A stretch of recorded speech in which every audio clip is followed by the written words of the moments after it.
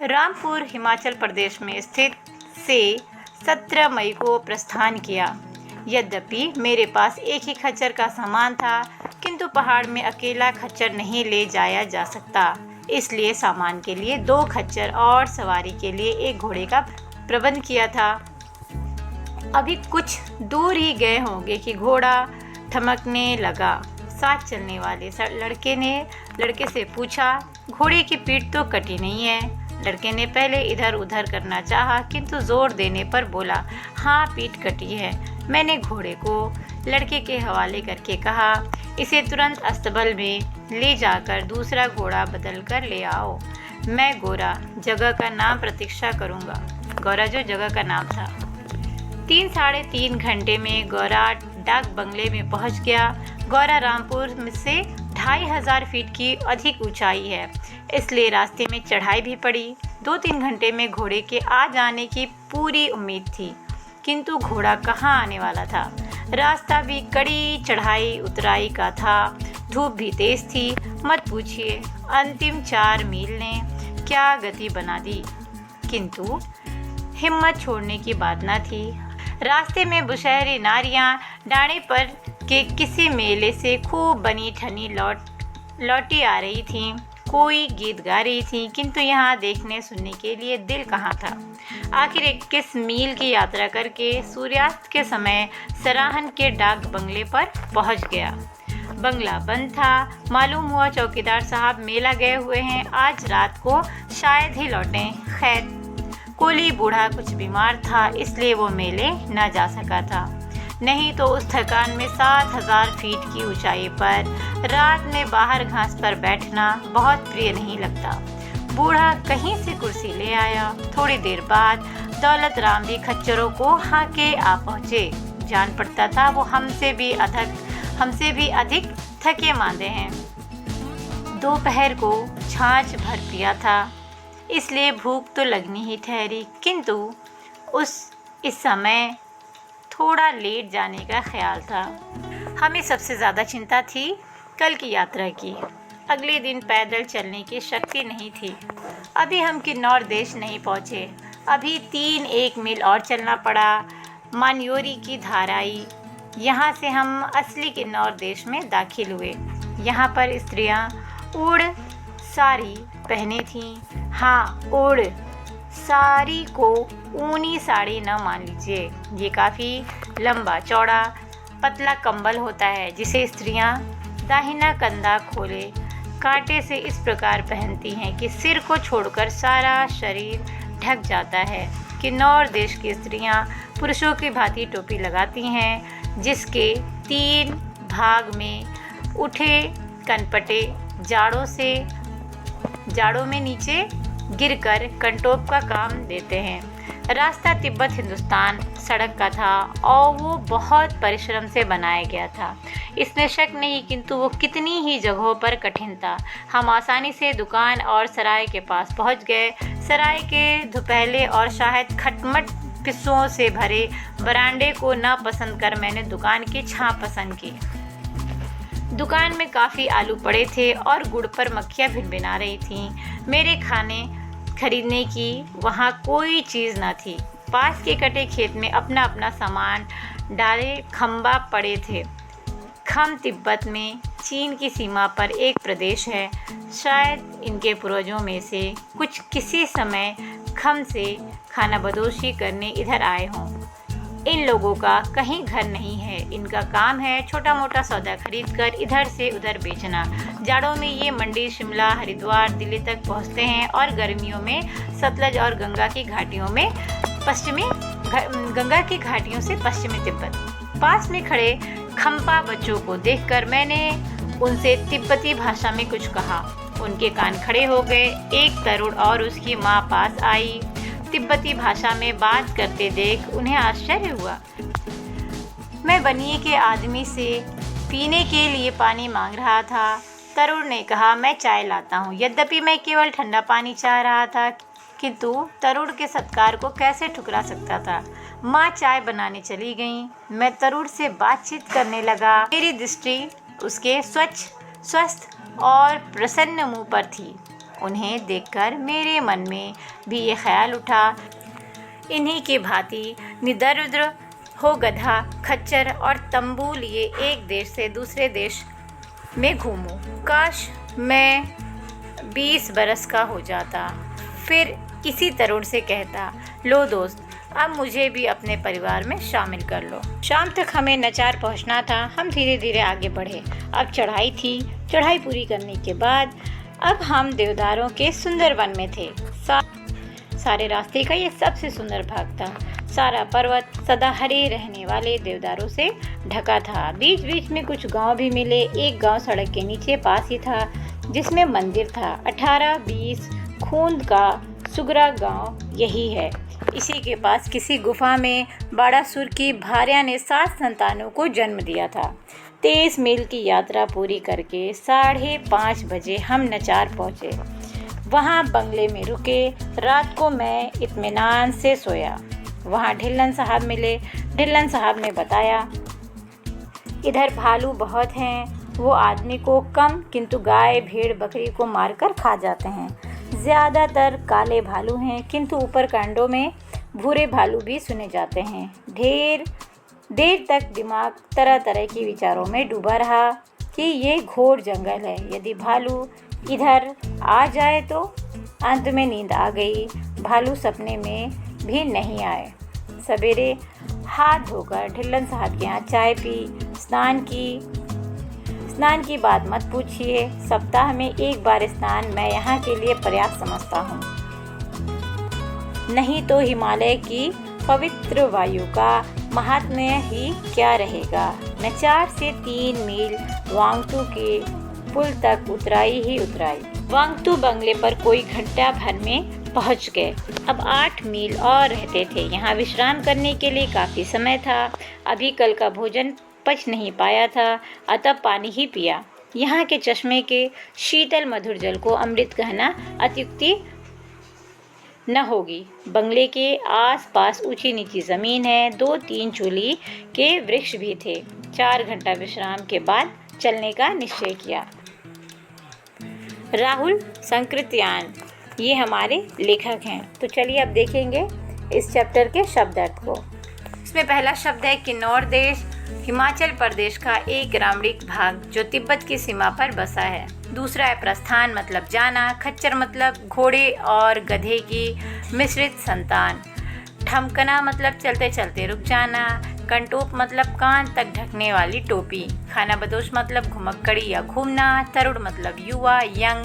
सत्कार मतलब रिस्पेक्ट आदर सम्मान। निर्द्वंद्व मतलब बाधा रहित। भार्य मतलब पत्नी। महत्व मतलब महानता। चश्मा मतलब झरना।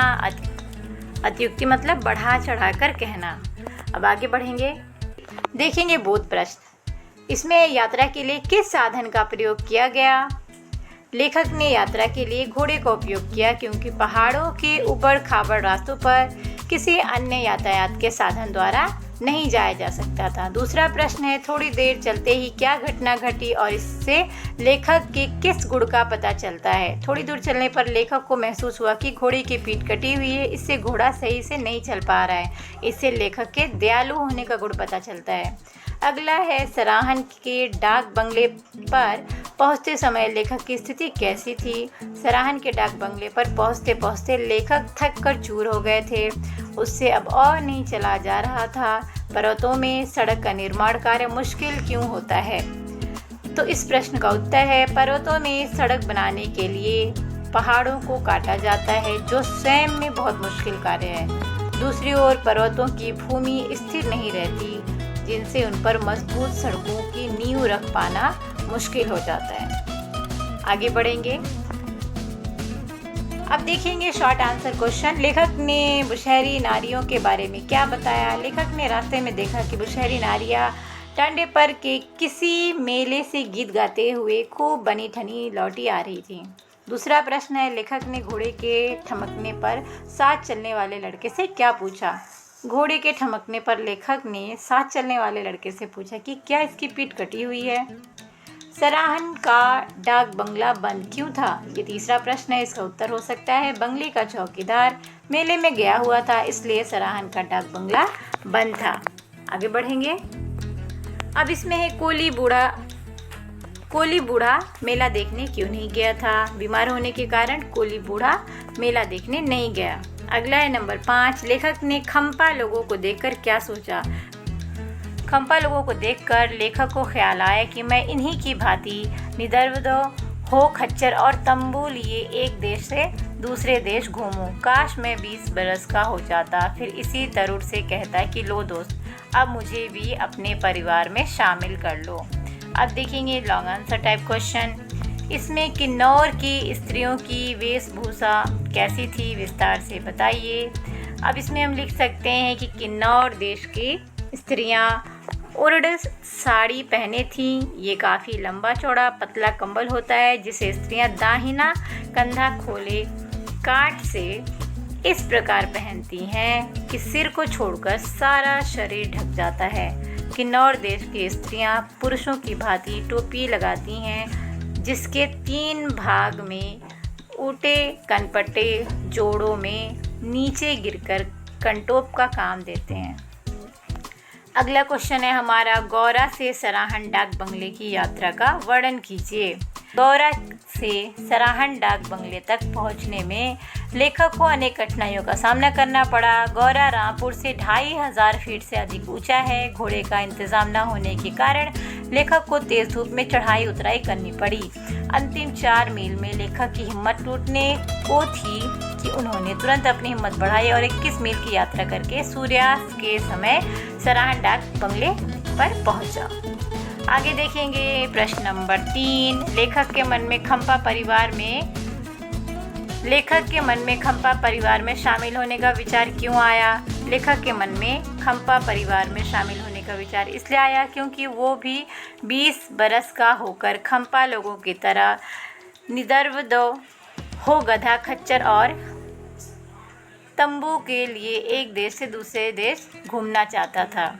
पर्वतीय प्रदेश की यात्रा जोखिम भरी क्यों होती है? निम्न बिंदुओं के कारण पर्वतीय देश की यात्रा जोखिम भरी होती है क्योंकि ऊंचाई चढ़ाई होने के कारण कभी कभी स्वास्थ्य संबंधी बीमारी होने की संभावना होती है।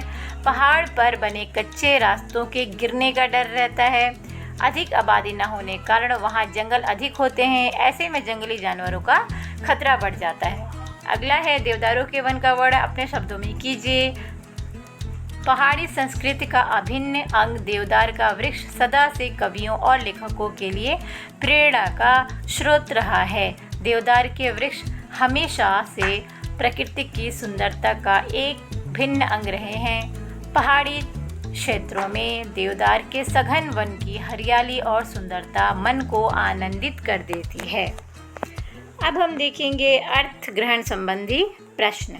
इसमें है, मैं बनिए के आदमी डैश डैश चाय बनाने चली गई। तो इसमें है पहला है जो प्रश्न, लेखक ने दुकान के सामान न लेकर पानी क्यों मांगा था? अब इसमें 4 ऑप्शन है। जो सही ऑप्शन है, लेखक के खाने खरीदने की कोई चीज़ न थी। दूसरा है ख, तरुण ने कहा मैं चाय लाता हूँ। ये क्या दर्शाता है? तो इसका सही और राइट आंसर होगा 3rd वाला, अतिथि का सत्कार करना हमारी संस्कृति है। ग है, लेखक ने तरुण के सत्कार को क्यों नहीं ठुकराया था? बात का मान रखना चाहता था। लेखक जो था तरुण की बात का मान रखना चाहता, तो इसमें 2nd वाला राइट आंसर होगा। चाय किसने बनाई? तरुण की माँ ने। आगे बढ़ते हैं। अब इसमें है दूसरा, 3 साढ़े 3 घंटे डैश डैश बनी ठनी लौटी आ रही थी। अब इसमें है, गौरा रामपुर से कितने फीट अधिक ऊंचा था? 2500 फीट से अधिक। अब इसमें दूसरा है ख, लेखक को किसके आने की उम्मीद थी? घोड़े के। इसमें ग है, रास्ते में लेखक को क्या दिक्कत आ रही थी? रास्ता कड़ी चढ़ाई उतराई का था। तीसरा वाला ऑप्शन सही होगा। आगे देखेंगे घ, नारिया डांडे पर किसी मेले से खूब बनी ठनी लौटी आ रही थी। इसमें खूब बनी ठनी का अर्थ मतलब बहुत सजी सवरी होना। आगे देखेंगे। तो आगे जो टॉपिक है हमारे सामने वो है ग्रामर का पोर्शन। इसमें हमें कारक बताना है। रेखांकित शब्दों के सही कारक पर निशान लगाइए। अब इसमें है, सामान के लिए 2 खच्चर ले गए तो अब समान के लिए, तो इसमें कौन सा कारक है? के लिए संप्रदान। ख है हम डाक बंगले में पहुंच गए। तो डाक बंगले में, अब में है तो इस में कौन सा होगा कारक? अधिकरण। अगला है लड़के ने इधर उधर करना चाहा। तो लड़के ने, तो कौन सा इसमें कारक है? कर्ता। टॉपिक कारक का एक अलग वीडियो बना हुआ है, जो इस वीडियो के डिस्क्रिप्शन में उसका लिंक दे दिया जाएगा। आप वहां जाके इस कारक को डिटेल में पढ़ सकते हैं और समझ सकते हैं। यहाँ हम इसको सिर्फ सॉल्व कर लेते हैं। तो आगे देखते हैं। लड़के ने इधर उधर, तो इसमें ने है तो कर्ता। अगला है मैंने घोड़े को लड़के के हवाले कर दिया। तो इसमें कर्म। किन्नौर देश की स्त्रियां पुरुषों की भांति टोपी लगाती हैं। इसमें होगा संबंध कारक। अरे ये क्या हो रहा है? संबोधन। पर्वत देवदारों से ढका था। से, तो इसमें होगा करण। अगला है नारियां मेले से आ रही थी। नारियां मेले से आ रही थी, तो करण। इसमें करण कारक है। आगे देखते हैं। जोड़कर शब्द बनाइए। तो पहला है इसमें प्र प्लस स्थान से बन जाएगा प्रस्थान। प्र प्लस बंध से बन जाएगा प्रबंध। परि प्लस श्रम से बन जाएगा परिश्रम। परि प्लस वार से बन जाएगा परिवार। तो ये जो उपशब्द लगे हुए हैं इसे कहते हैं उपसर्ग, और ये जो बाद में जोड़ा गया है उसे कहते हैं प्रत्यय। तो हम किसी भी शब्द में उपशब्द जोड़कर, जिसे हम उपसर्ग और प्रत्यय कहते हैं, उसे जोड़कर एक नया शब्द बना सकते हैं। इसके लिए भी एक अच्छी सी वीडियो बनाई गई है, जिसका लिंक डिस्क्रिप्शन में दे दिया जाएगा। बच्चे आप वहाँ जाके प्रत्यय और उपसर्ग को डिटेल में पढ़ सकते हैं। यहाँ हम सिर्फ सॉल्व कर लेते हैं। आगे है चढ़ प्लस आई से बनेगा चढ़ाई। चौकी प्लस दार से बनेगा चौकीदार। तिब्बत प्लस ई प्रत्यय जोड़ के बनेगा तिब्बती। शीतल प्लस ता है इसमें प्रत्यय, ये जोड़ के बनेगा शीतलता। आगे बढ़ते हैं। निम्नलिखित विशेषण शब्दों के लिए पाठ के आधार पर संज्ञा शब्द लिखिए। अब जैसे ऊनी जो विशेषण है, इसके लिए हम एक संज्ञा शब्द बताना है। तो ऊनी कंबल भी हो सकता है, पर हमने यहाँ साड़ी ले लिया। प्रसन्न मन, प्रसन्न व्यक्ति भी हो सकता है, प्रसन्न मन। घने जंगल 7 फीट। शीतल जल, सुंदर वन। आगे देखते हैं। वाक्यांश के लिए एक शब्द लिखिए। बहुत अच्छा जी, बहुत अच्छा टॉपिक है ये।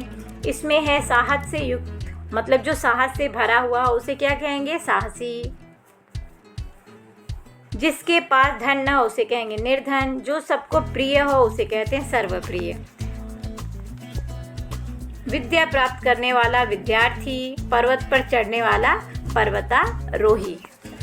तो फ्रेंड्स, इस टॉपिक पे भी एक वीडियो, जिसका लिंक डिस्क्रिप्शन में दे दिया जाएगा, वाक्यांश के लिए एक शब्द, वहाँ जाके आप इसको डिटेल में पढ़ सकते हैं। तो उम्मीद करती हूँ कि ये जो चैप्टर हमारा किन्नौर देश की ओर, इस वीडियो से आप पढ़ेंगे, समझेंगे और उसके अभ्यास कार्य को अच्छे से कर पाएंगे। तो मिलेंगे अगले वीडियो में। तब तक के लिए पढ़ते रहिए, आगे बढ़ते रहिए, अपना ख्याल रखिए। अलविदा।